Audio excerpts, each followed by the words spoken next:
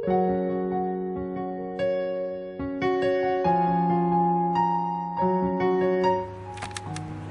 salam, selamat berjumpa kembali dalam acara Santapan Rohani. Sebelum kita mulai, kita akan berdoa lebih dulu. Segala puji, hormat dan syukur, kemuliaan, kehormatan, kejayaan hanya bagi nama-Mu, Bapa di surga, Bapa di dalam nama Tuhan Yesus, Engkau Allah pencipta langit dan bumi serta isinya, yang kami sembah, kami puja, kami banggakan dan kami dambakan senantiasa. Kami merendahkan hati kami mohon berkat-Mu untuk kebenaran firman-Mu, agar kami boleh menjadi generasi-Mu. Terima kasih Bapa, dalam nama Tuhan Yesus. Haleluya. Amin. Baik, kita akan kembali bersama belajar dengan firman Tuhan di dalam kitab Suratan Petrus. Kitab Suratan Petrus pasal yang keempat, 1 Petrus 4 ayat 7. Ayat 7 sampai dengan ayat yang ke-11. Tema di sini firman Tuhan bertemakan hidup orang Kristen. Hidup kekristenan atau orang Kristen pada akhir zaman. Di dalam ayat 7 di sini dikatakan kesudahan segala sesuatu sudah dekat. Karena itu kuasailah dirimu dan jadilah tenang supaya kamu dapat berdoa. Ya, puji Tuhan. Ya, sampai di sini dulu dalam pembacaan ini. Pertama kali yang harus dilakukan orang Kristen, orang percaya, orang yang beriman, orang yang percaya kepada Allah, itu pertama kali satu-satunya langkah dalam menghadapi dalam masa-masa akhir zaman ini, Bapak Ibu Saudara, saudara harus bisa menenangkan hati. Ya, saudara bisa menenangkan hati. Alkitab berkata, jadilah tenang supaya kamu dapat berdoa. Jadi orang berdoa itu membutuhkan satu ketenangan hati. Ya, ketenangan hati, memusatkan hati, pikiran, jiwa dan roh itu menyatu. Itu baru kita bisa berdoa kepada Allah. Nah, Bapak Ibu Saudara terkasih dalam Tuhan, mengapa kita harus berdoa? Saudara, ada satu kepastian. Di dalam doa itu ada satu kepastian. Kepastian yang tidak dapat diubah. Di mana seseorang bisa berdoa kepada Allah. Dan apabila doanya itu dilakukan dengan sungguh-sungguh, dengan segenap hati, segenap jiwa, dan segenap roh, dan segenap kekuatan, ada Allah yang menjawab doa itu.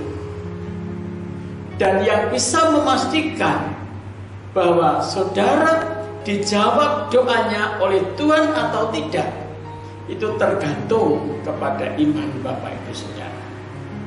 Oleh sebab itu Bapak Ibu Saudara terkasih di dalam Tuhan, Alkitab mengatakan bahwa kesudahan segala sesuatu sudah dekat. Kesudahan segala sesuatu sudah dekat. Kalau saudara lihat kondisi alam, ya saudara, keadaan sekarang, zaman sekarang ini, tanda-tanda akhir zaman sudah mendekati, sudah banyak bukti-bukti apa yang telah difirmankan oleh Tuhan Yesus sendiri, apa yang disabdakan oleh Tuhan Yesus sendiri, bahwa hari-hari terakhir akan banyak terjadi tanda-tanda. Ya saudara, tanda yang pertama kali yang paling jelas adalah Alkitab berkata, karena kedurhakaan semakin banyak, maka kasih kebanyakan orang menjadi dingin. Dingin, saudara. Dingin itu artinya tidak ada aktivitas. Masih ada kasih, tetapi untuk aktivitasnya sangat kecil sekali. Nah, oleh sebab itu Bapak Ibu Saudara, saudara saya harus bisa berdoa supaya kasih itu terus bertumbuh, berkembang dan berbuah di dalam setiap kehidupan orang percaya.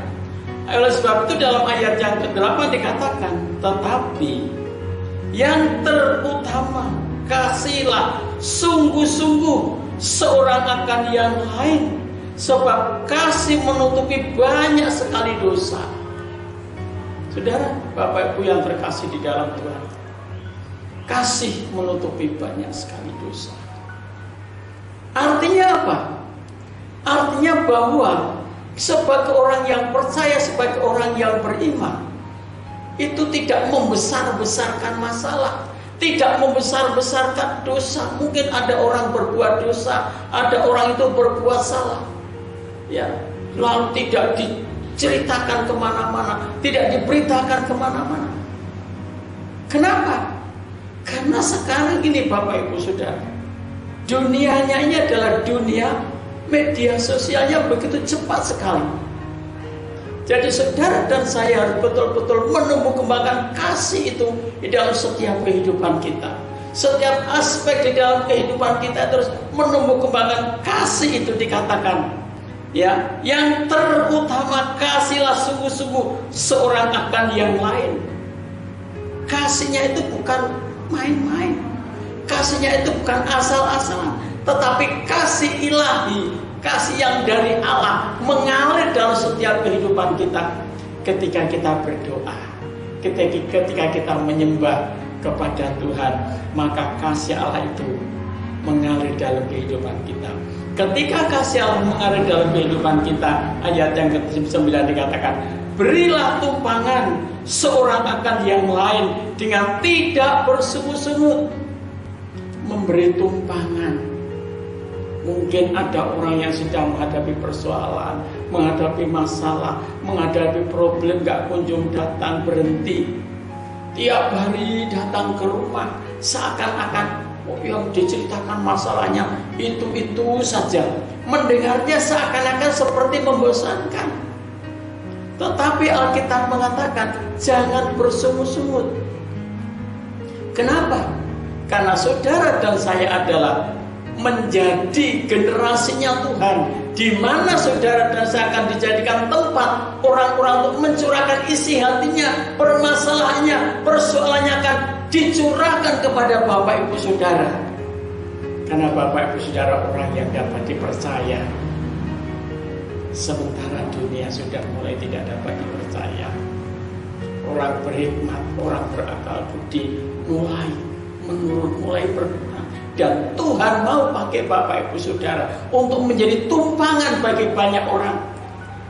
Oleh sebab itu Bapak Ibu Saudara, mari kita akan terus berdoa agar Tuhan mengalirkan kasih itu. Yang ayat yang ke-10 dikatakan, layanilah seorang akan yang lain sesuai dengan karunia yang telah diperoleh tiap-tiap orang sebagai pengurus yang baik dari kasih karunia Allah.